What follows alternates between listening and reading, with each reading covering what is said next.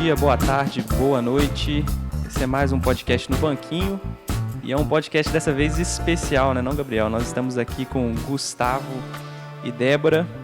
E a gente vai falar um pouco da história da IPV nesse mês de aniversário. Diga lá, Gabriel. E aí, galera, tudo certo? Isso mesmo, Luan. Aqui quem está falando é o Gabriel Santana. Muito feliz de poder participar aí pela primeira vez com vocês. E hoje o podcast está mais que especial. Nós temos aqui legítimos IPVenses e a gente vai ver um pouquinho da história deles com a IPV. Boa. Diga aí, Gustavo. Boa tarde, apresenta pessoal. Pra gente. Eu sou Gustavo Veríssimo, estou aqui atendendo um convite do Luan para contar um pouquinho na história da IPV. Boa tarde, eu sou Débora, obrigada pelo convite. Também é muito especial para mim estar aqui falando um pouquinho da nossa vivência aqui na IPV. O prazer é todo nosso, viu, gente? A gente conseguiu fazer um negócio presencial aqui, para quem está ouvindo aí de longe, fique com esse gostinho de inveja. A gente conseguiu se encontrar aqui na igreja e nós vamos conversar um pouco sobre essa história da IPV, a história da IPV que se mistura, a gente comentava isso aqui, se mistura muitas vezes com a história da UMP, com a juventude da igreja. Então, para a gente se posicionar um pouco, Gustavo e Débora, como que foi para vocês essa questão, né, de vir parar na IPV? Se vocês conseguirem contar para nós um pouco aí dessa história, esse relacionamento com a comunidade, os momentos vividos, né? Batismos, casamentos. Vocês podem contar para a gente um pouquinho disso aí?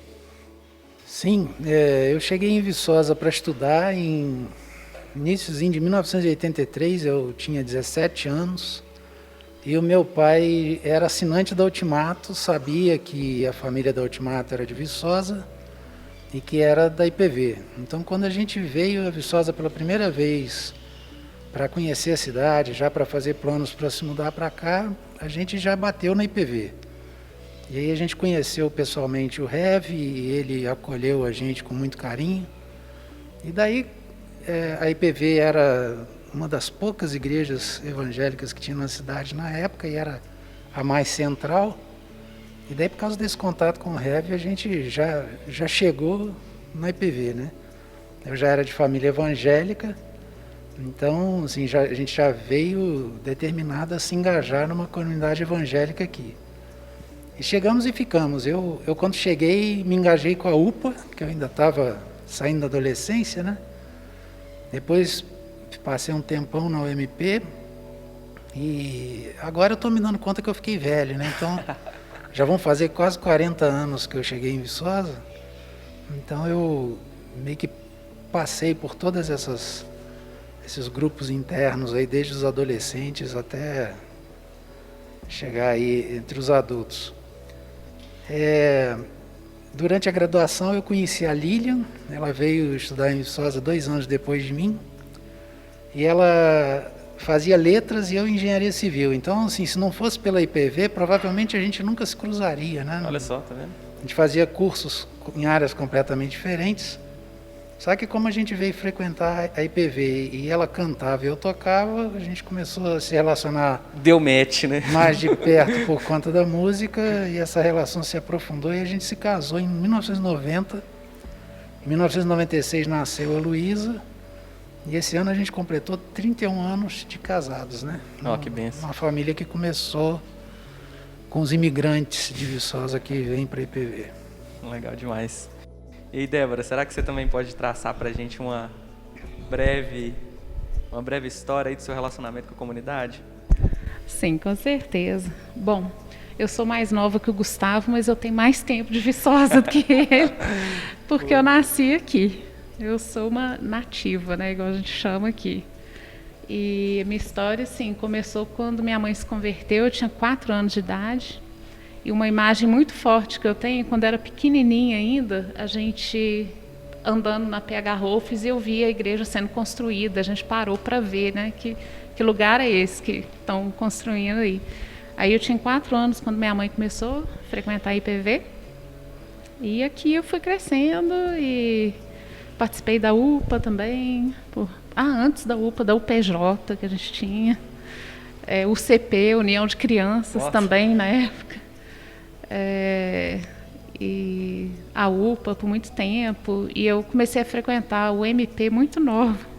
Eu tinha 12 para 13 anos. Caraca. Então assim, Gustavo deve lembrar que quando ele já era da UMP, eu novinha lá, eu já estava meio que envolvida também com o MP, e era um meio que a gente tinha amigos em comuns, né, Gustavo, por uma boa época também. E aí aqui também na EPV, conheci o Afonso, quando ele ainda era estudante de agronomia. Eu fiz secretariado executivo, e aí em 96 a gente se casou. Fizemos 25 anos agora de casados, agora em julho. Boda de prata aí. Tá vendo? E temos 3 filhos. Olha que benção. Bom demais, bom demais. E bom, a gente sabe que a igreja ao longo do tempo sempre tem desafios, né? Nós temos nossos desafios hoje, desafios internos, desafios com o mundo lá fora. E a gente queria saber um pouquinho quais que eram os desafios da IPV naquela época e o quanto que eles eram diferentes em relação aos desafios que a gente tem hoje, principalmente como uma igreja evangélica local, né? O que vocês podem dizer para a gente? Bom, pensando em questões de desafios, eu acredito que alguns ainda são os mesmos hoje, né? Se a gente for pensar em questões éticas, questões relacionais, envolvimento da galera com droga e outras coisas, né? Uhum. E pensando em desafio, veio muito na minha cabeça temas de acampamentos aqui da igreja, da nossa época de UMP, e eu ficava tentando lembrar, nossa, teve um acampamento que era acerte na mosca, né? Aquela questão do ter Deus como alvo, e outro aquele também de não vos conformeis com esse século. Não sei se o Gustavo lembra desse, que foi um tema de acampamento. Ou seja, muitas coisas hoje ainda são desafios, sim, né? Sim. Mas pensando, talvez na época, né, que a gente estava na UMP e aqui na igreja, um dos desafios era, com certeza, envolvimento, né, da galera, né, com os ministérios, com o trabalho, com as programações, talvez um pouco menos que hoje, porque eu acredito que naquela época era também mais fácil das pessoas não se envolverem com certas coisas porque não estavam informadas. Hoje não, né? Informação hoje está muito mais fácil. Então, hoje todo mundo tem informação e eu acho que é muito mais fácil das pessoas se isolarem. Então, acho que era um desafio da gente ter envolvimento, né? De ter gente para envolver. E eu acho que um outro desafio era que antigamente parecia que as distâncias eram maiores também. Então a gente recebia gente aqui na igreja, gente na UMP, e o povo estava fora de casa, estava longe da família. E essa distância era muito maior do que a gente sente hoje. Via quase que só nas férias, né? Assim, ainda acontece hoje, mas era muito, muito pior. Né? E tinha gente que às vezes ia uma vez por ano. Então essa questão do acolhimento, né, do receber o pessoal, da gente fazer coisa junto aqui, era uma coisa muito forte, né? Porque a distância parecia muito maior do que é hoje. O tempo passa, né? E algumas coisas mudam, outras nem tanto. Do meu ponto de vista, eu acho que alguns desafios que a IPV enfrenta hoje ainda são parecidos com os de 40 anos atrás. Por exemplo, o trabalho de evangelização local e regional, o testemunho na questão de responsabilidade social, principalmente com as pessoas mais vulneráveis. Mas também a gente percebe que, daquela época para cá, a gente passou por uma transformação social, né? Hoje a gente vive numa sociedade muito mais libertina, rebelde, e cada vez mais tendendo para o anomismo, né? Para a ausência de regras, de leis. E essa realidade ressaltou a responsabilidade que a comunidade tem com os adolescentes e com os jovens, porque como eles ainda estão em formação e são bombardeados de todo lado com ideologias e conceitos que não se alinham com a instrução dado por Deus, a igreja tem um papel formador e profético nesse sentido, né? Então a gente percebe que nas últimas 2 décadas a sociedade brasileira tem se tornado cada vez mais hedonista, né? Essa coisa de prazer a qualquer custo, e egoísta. As pessoas hoje estão muito mais preocupadas consigo mesmos do que com o outro e com o coletivo do que há 30, 40 anos atrás, né? Então essa coisa de você conseguir despertar, né, na pessoa o senso da importância de um relacionamento profundo, significativo, com sentido, né, e que se significa em coisas fora de si, né, não necessariamente no ego. Eu acho que é um desafio muito grande nesse momento hoje. Show, muito bom, muito bom.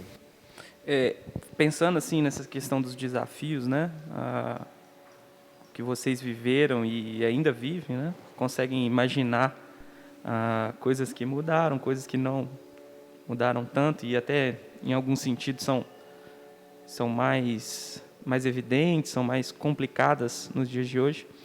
Mas assim, pensando naquilo que vocês viveram mesmo, será que vocês conseguem falar para a gente um pouco de como que foi enfrentar esses desafios, as propostas de solução da época de vocês, né? Como vocês buscaram solucionar isso, né? Claro que sempre aos pés da cruz, né? Claro que sempre lembrando do reino de Deus, do chamado para fora, do chamado cristão mesmo. Será que vocês conseguem falar um pouco também disso, de como marcou isso para vocês? Quando eu vim para cá, eu saí de uma comunidade evangélica bem complicada. E um dos problemas, talvez o principal dos problemas que tinha nessa comunidade, era um testemunho fraco, assim, uma falta de coerência das pessoas entre aquilo que elas diziam crer e o que elas viviam, né?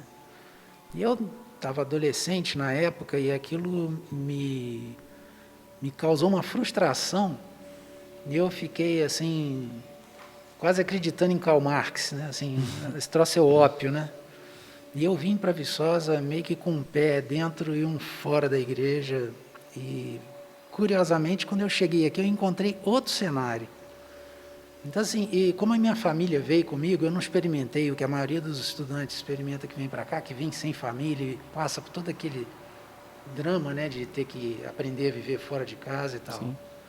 Então, até mesmo a questão da liberdade, né? Assim. Então para mim foi meio que um porto seguro, assim, eu me vi num lugar que eu estava num ambiente favorável, né, assim, eu tinha bons exemplos, bons testemunhos de pessoas muito coerentes, né, naquilo que viviam e acreditavam.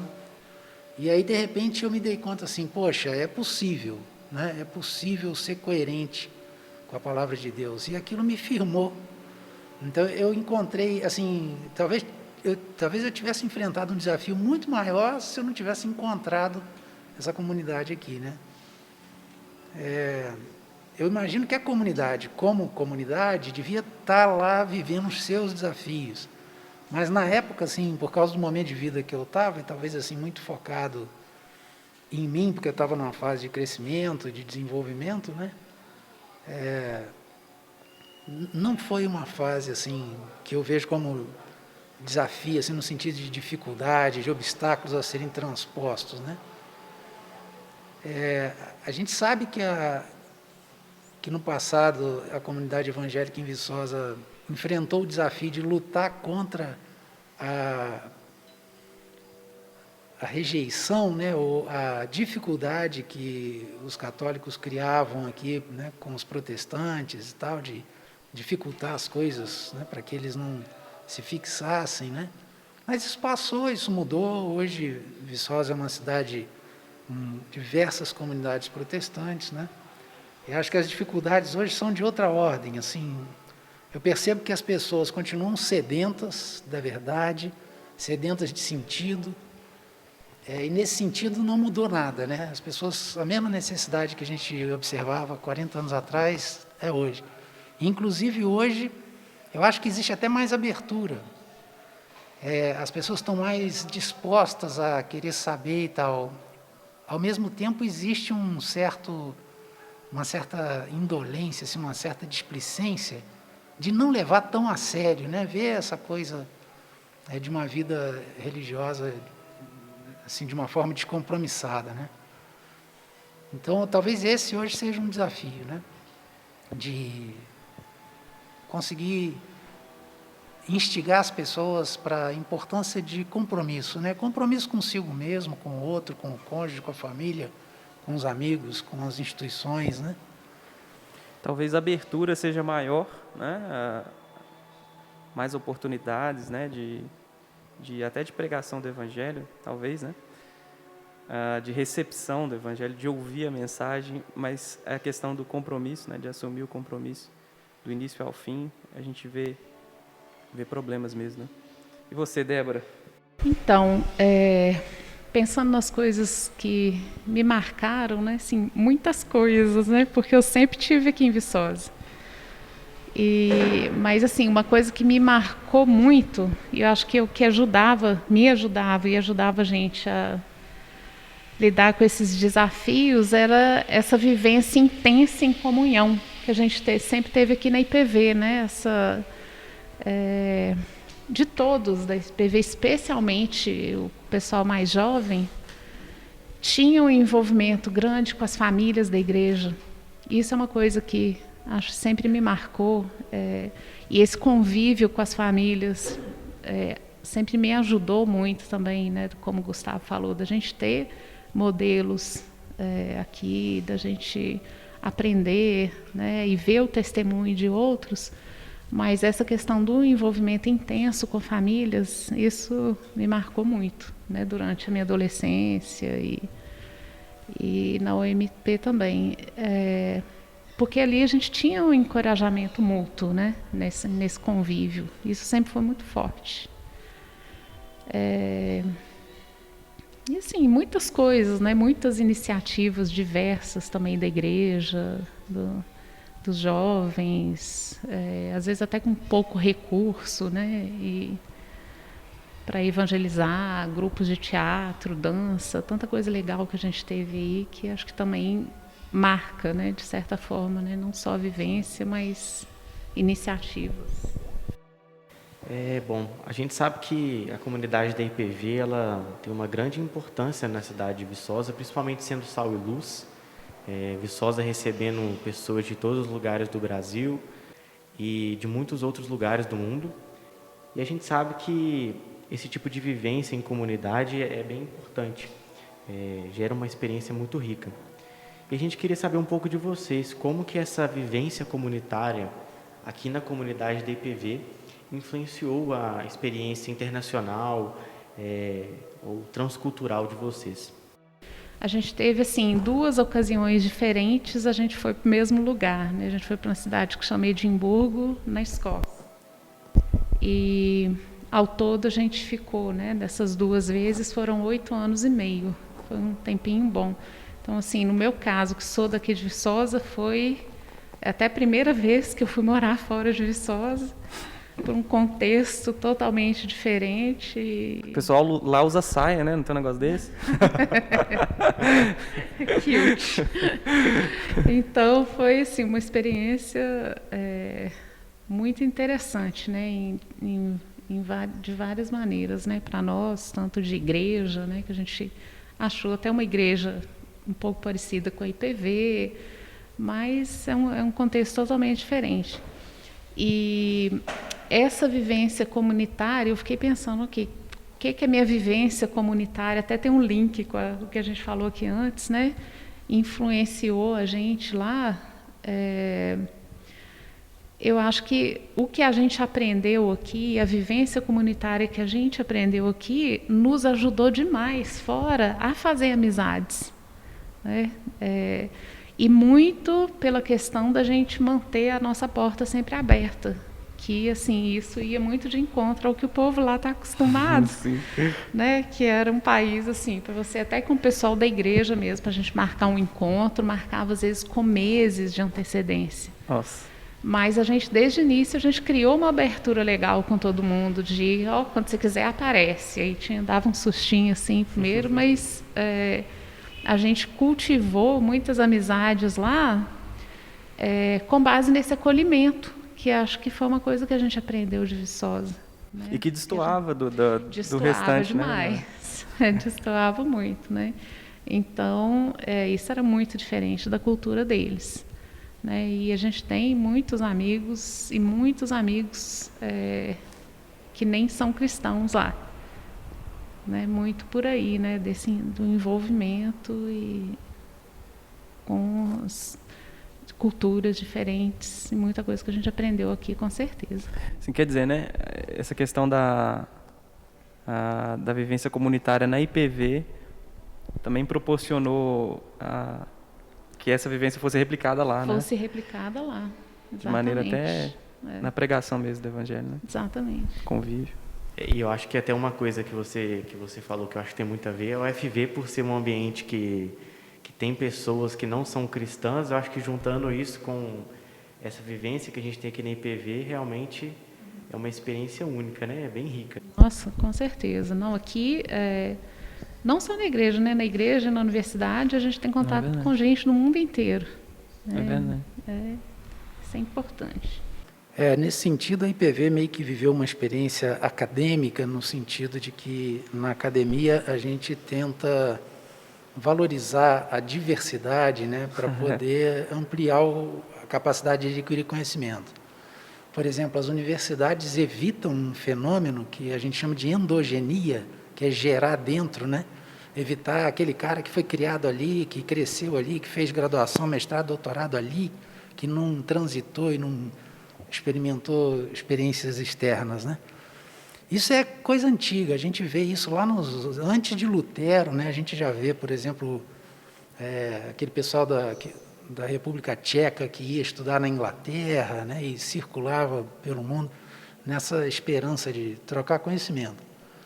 Então, toda a cidade universitária usufrui desse fenômeno, né? Tanto a nível social, quanto se tiver uma igreja, né? E logo que eu me graduei aqui, eu passei num concurso para professor da universidade e eu era só graduado, então, em 2 ocasiões, a universidade me deu uma licença para treinamento. E numa delas, eu fui para o UFMG, aqui pertinho, fazer doutorado, só que no meio desse período do doutorado, eu tive que passar um ano em Portugal, numa cidade muito parecida com Viçosa, sob certo aspecto, porque é mais ou menos do mesmo tamanho, tem uma universidade, e a única peculiaridade é que lá era a região menos evangelizada do país. Então, numa cidade de 54 mil habitantes, a gente tinha uma igreja evangélica de umas 30 pessoas só. Caraca. Mas era o mesmo fenômeno, assim, porque todo mundo vem de fora, não tem família, então há uma carência de relacionamento, então as pessoas se entregam com maior intensidade e acho que elas passam a dar valor ao relacionamento, né? A gente aprende a dar valor à família quando a gente perde ela ou quando fica sem ela por algum motivo, né? Então, a gente acaba, tenta suprir, né, essa coisa que a família dá nos relacionamentos, etc. Então, normalmente, cidades universitárias, né, gozam dessa experiência relacional intensa, tanto na igreja quanto fora. E, ao mesmo tempo, essa troca de experiências intensifica uma vida intelectual. Porque, em vez de você conviver só com o seu igual ali, você vai conhecer um sem número de gente de tudo que é lugar do mundo, né? No caso específico da IPV, teve um fenômeno que coincidiu com a minha vinda para cá. No ano que eu cheguei aqui, a IPV criou, assim, foi a principal motivadora da criação do SEM, né?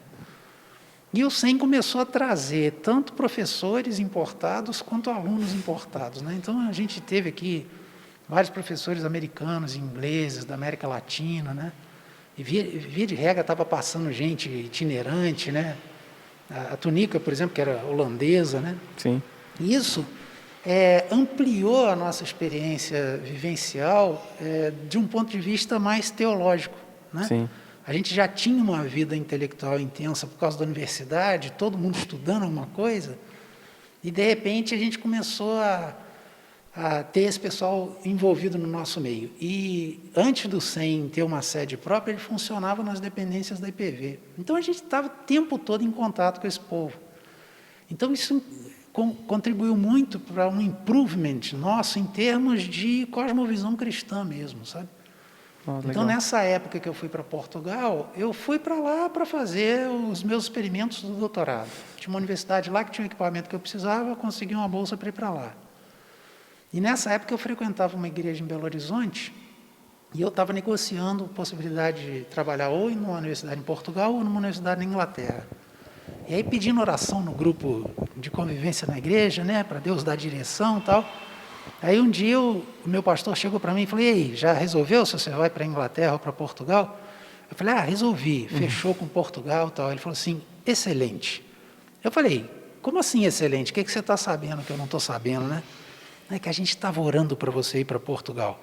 Eu falei: "Por quê?" "Porque a gente quer um emissário lá. Nós vamos te dar uma missão. Você vai trazer um relatório sobre a situação da igreja evangélica em Portugal para a gente traçar estratégias aqui de trabalho missionário lá." Aí, de repente, assim, eu me vi como um missionário transcultural, leigo, né?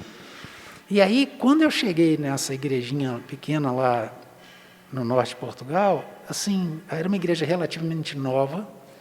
A maior parte dos membros da igreja eram neófitos, gente com pouco tempo de convertida, e que não tinha como trocar ideia, não tinha um público, né? Eu ficava com dó dos adolescentes na igreja, tinham 4 adolescentes na igreja, cada um deles estudava num colégio diferente, e cada um deles era o único adolescente evangélico na sua escola. Você imagina o isolamento, né? O cara pilhado ali. E foi aí que eu me dei conta da qualidade da formação que eu obtive vivendo na IPV. Eu tinha condição, assim, eu virei rapidinho membro do alto clero nessa comunidade. Porque eu tinha formação para trabalhar com ensino, com aconselhamento, com liderança, com tudo, né? Eu virei meio que um auxiliar do pastor lá na época, né? E, ao mesmo tempo, fiz o tal relatório que a Igreja de Belo Horizonte me encomendou, e isso me obrigou a fazer contato com um monte de gente desse cenário de missões em Portugal, né? Conheci um monte de missionários estrangeiros lá, participei de várias reuniões, discussões, planejamentos e tal. E aí, sem querer, eu vivi uma experiência de missão transcultural e descobri que eu estava muito bem preparado para aquilo sem saber. Sem saber. Foi natural, né? Um processo assim. E isso tudo começou aqui, né? Não, que joia, vocês contando as histórias aí. E isso que o Gustavo falou é legal, que a gente sempre pensou assim também, que o doutorado fora, tudo era sempre uma desculpa. A gente estava em missão também. Sim. Né? E realmente a preparação, é um contexto muito diferente, obviamente, né? Mas a gente, de certa forma, se sentia assim, ciente, né, de várias coisas. Né? E também notaram essa preparação, né? E notava essa preparação. Muito legal. Muito, muito bacana.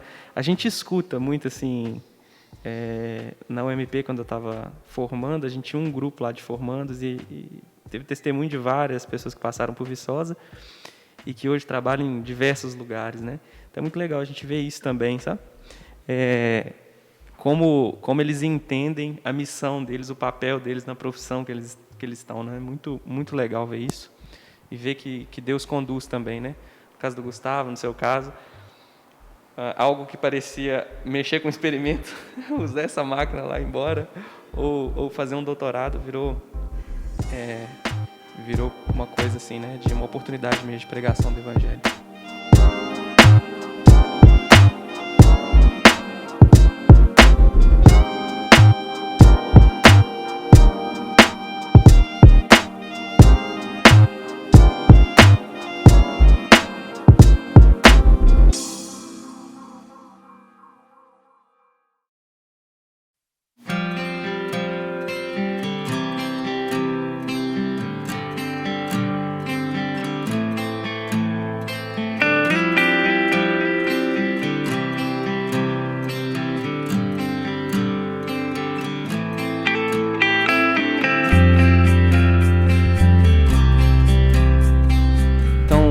pensando nisso, né, pensando nisso que a gente conversou de como a IPV influenciou na vida de vocês, influenciou naquilo também que vocês acabaram fazendo, né, depois, e os 2 professores universitários. Será que a gente consegue definir? A minha pergunta aqui talvez seja muito simplista, né, uma tentativa ousada, mas será que a gente consegue definir assim um perfil da IPV, né, algo que marca assim, aquilo que quando eu escuto falar da IPV eu lembro disso, pá. Mas assim, de maneira bem resumida assim, né, talvez. Será que a gente consegue? Eu acho que o que define a IPV para mim é simplicidade, né?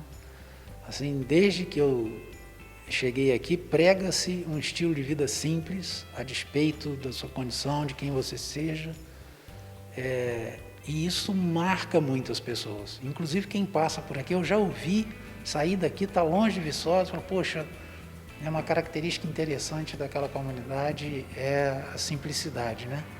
E isso torna a comunidade inclusiva. Não, uma comunidade de gente simples é naturalmente inclusiva, ela não intimida.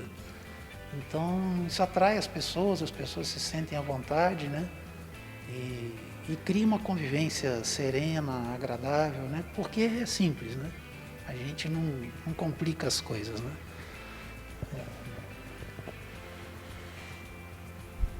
Bom, para mim, pensando em termos de identidade da IPV, eu penso muito que, se fosse definir, né, eu pensaria em IPV assim, como um ensino teológico saudável.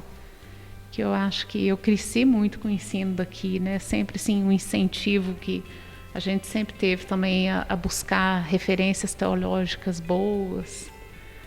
Então, assim, a IPV para mim significa muito ensino. Né, ensino teológico, né, e também fazer com que a gente olhasse para a prática. Isso também sempre foi muito, né, a questão de estimular o povo a fazer diferença mesmo. Eu sempre tive esse estímulo, né, de aprender da Escritura, ir para a prática, não ficar só ali na minha salvação, no meu crescimento também, pessoal, mas olhar em volta e ir para o serviço também. Sim. Né?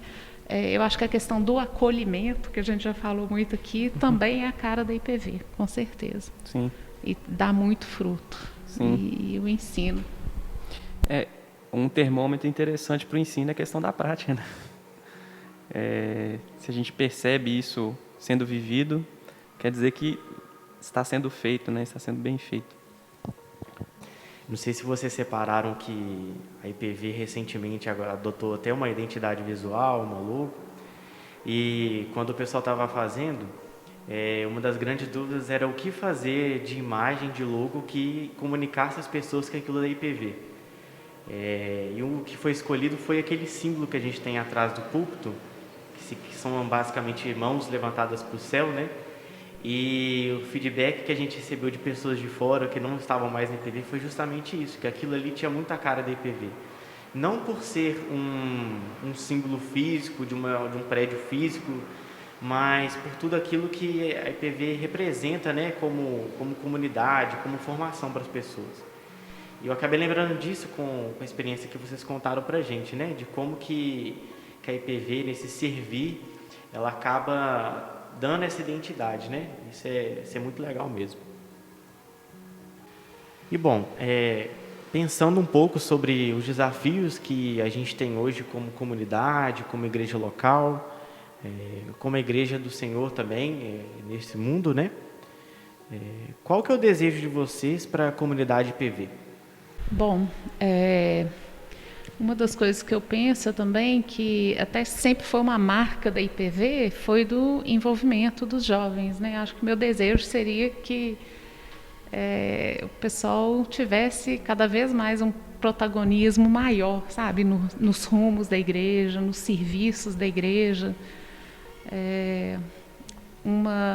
Acho que a gente não falou antes aqui, mas uma das coisas que marcaram muito minha vida também, tanto como na época de criança, adolescente e jovem, eram pontos de pregação aqui em Viçosa. Gustavo deve lembrar também, né? Teve uma época que eu era do ponto da pregação lá do Morro do Cruzeiro. Ah, legal. E isso era fantástico. Eu ficava super animada. Domingo, sol, chuva, a gente estava subindo.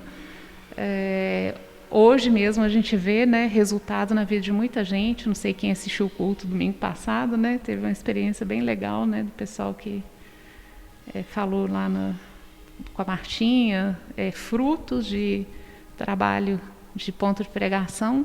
Então, assim, meu desejo é esse, que o pessoal se envolva mais, né? E que antigamente eu ficava doida para chegar final de semana. Final de semana a gente não ficava em casa, não tinha computador e não tinha internet para ficar em casa assistindo série. O negócio era sair para encontrar com o povo. Sim. Né? E servir também. Então, eu acho que seria legal, né? Cada vez mais a galera reconhecer, né, e exercitar o potencial tanto de liderança também e de serviço, e usar a tecnologia a favor disso, né, também, né, a serviço do reino. Eu não sei o que você acha, Débora, mas uma coisa que eu percebo é que a gente tem ofertas diversas hoje. A gente tem muita oferta de conteúdo, coisa para fazer hoje, é o que não falta, né? Se a gente quiser encher a nossa agenda de coisa, é muito fácil.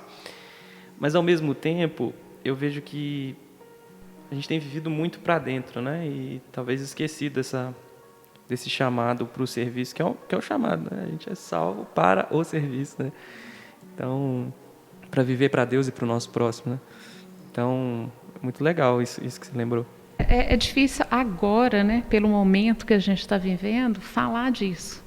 Mas eu acho que um grande desafio de hoje é a tecnologia tem os dois lados, né? O bom e o ruim. E eu acredito que algumas pessoas se isolam um pouco. Acho que é questão da gente saber usar essa informação toda que a gente tem a serviço do reino mesmo e sair aí de dentro, né? Amém. Eu acho que um desafio que a gente tem hoje, e que é um problema não só da IPV, mas é um problema, acho que universal, é da relação intergeracional, né? Então, por exemplo, essa vida intelectual que decorre desse relacionamento intenso entre, por exemplo, os jovens universitários, isso pode ampliar se você tiver um fluxo de conhecimento, de informação aí, entre gerações, né? E para promover uma interação intergeracional depende de iniciativa da liderança, né? A liderança tem que pensar estratégias de promover esse tipo de coisa. Então, por exemplo, é legal fazer acampamento da UPA, é legal fazer acampamento da MVV, mas é muito legal fazer um acampamento da comunidade inteira, né? Onde as crianças estão junto com os adolescentes, com o pessoal mais velho, né? Porque a vida é isso tudo, né? Quando a gente foca só num pedaço, né, da linha do tempo, você está perdendo alguma coisa, né? E esse eu acho que é um desafio. Para hoje é uma coisa que eu espero para a IPV, que ela se aprofunde, né, na possibilidade, na capacidade de promover essa relação intergerações. Porque além disso resolver uma série de carências de diversos grupos, isso também promove um crescimento humano, né, em termos de misericórdia até. Para eu ter misericórdia do outro, eu preciso conhecer a realidade dele, né? A realidade da criança, a realidade do idoso, a realidade do cara que está vivendo uma crise de meia-idade, né, daquele sujeito novo que acabou de casar e está enfrentando as novidades, né, de uma vida adulta dentro de um casamento, né? Então, esse é uma coisa até que a gente precisa ficar atento, senão a gente se subdivide em nichos e corta esse fluxo, né, de experiências, né? Bom, a gente vai chegando para o fim. Foi muito joia, viu, gente? Gustavo, Débora, muito bom conversar com vocês. A gente se sentiu desafiado, tenho certeza, né, Gabriel? Falei. Com certeza. Como MP, a gente se sente desafiado, como encorajado, jovens, devo dizer também. Eu fui conversando com o Marcelo Barreto, a gente bate uns papos assim sobre essa questão já bateu uns papos, né, sobre essa questão como era, né? De como a gente pode pensar no futuro e tal. E foi o sentimento que eu tive hoje aqui também, né? De a gente pensar em maneiras de viver fora da gente, né? De sairmos de nós mesmos. Mas muito obrigado pela presença de vocês, viu? Considerações finais, uma palavra aí de agradecimento. Eu queria só agradecer pelo convite, muito joia. Lógico que a gente tem muito caso, né, Gustavo? Dava para ficar aqui uma semana contando história. Dá para muito tempo, né? Ficar aqui muito tempo mesmo, contando muita história, muita coisa legal, mas assim, a gente também se sente desafiado e encorajado, né, a contribuir também e ser mais relacional, né, com todos, né? Então isso a gente está falando aqui, mas é uma coisa que a gente fala para a gente também. Sim, né? Claro. Mas obrigado, muito joia. Foi bom, né, lembrar essas coisas e eu queria dizer que eu sou muito grato a Deus pela IPV, né? Não só por mim, mas por diversas pessoas com quem eu me relaciono, em que eu vi a IPV fazer uma grande diferença na vida delas, né? Então, foi um lugar assim onde eu fui aceito, né? Tô 4 décadas dentro de uma comunidade que teve muita paciência comigo e onde eu aprendi muita coisa, né? E pude ser abençoado e abençoar, né? Então, foi uma bênção de Deus vir para Viçosa e encontrar essa comunidade aqui, poder passar a maior parte da minha vida dentro dela. Gente, para mim também, tá? Eu tenho muita gratidão pela IPV. Nossa, todo o meu crescimento espiritual, né, foi aqui, né? Tantas pessoas importantes da minha vida, conheci aqui também. Casamentos. 2 casaram aqui. Só comentar. Teve um ano aqui na IPV que a gente sempre toca em muitos casamentos, mas eu me lembro de um ano que eu toquei em 17 casamentos. Foram quase 2 por mês. Dentro de um ano. Não dá para ser padrinho, né? Senão, imagina essa quantidade de presente. Mas com certeza, assim, então, na minha vida, treinamento de liderança, a IPV sempre me apoiou. Né? A gente teve uma época que MPC e tudo, eu sempre participei de treinamentos e tudo com um apoio muito grande da IPV. Então, assim, de várias formas a IPV tem, assim, importância no meu crescimento. E é muito legal também que o Gustavo falou disso, né, dos mais velhos, tendo contato com os mais novos. Eu vejo muito isso na vida de vocês dois também, de porta aberta, de receptividade, de acolhimento. Muito legal ver isso na prática, na vida de vocês. Gustavo, o pessoal fica com medo de ser Gustavo. Caramba, é fechado, principalmente a galera do louvor, né? Sisudão, é só pegar as músicas antes, tá tranquilo. Tá resolvido. Mas é muito jóia, é só conversar um pouco, vocês verem que Gustavo não tem disso, né, Gustavo? Fala sério. Eu fiquei com a cara feia, assim. Já tentei consertar, não deu jeito, não. Muito jóia, gente. Obrigado demais. Deus abençoe a vida de vocês. E é um prazer mesmo ter esse papo aí. Valeu. Beleza, um abraço. Obrigada. Pessoal da UMP, podcast do Banquinho, volta com outro episódio já. E a gente espera muito que vocês tenham gostado. Em breve. O Santana é editor, participa. Esse cara tá solteiro, ô Santana? Tô. Você é um partidão, cara. Se eu tivesse uma filha na sua idade, eu queria que minha filha casasse com você. Tá bom? Gente, muito obrigado. Fiquem com a gente. Um grande abraço. Deus abençoe.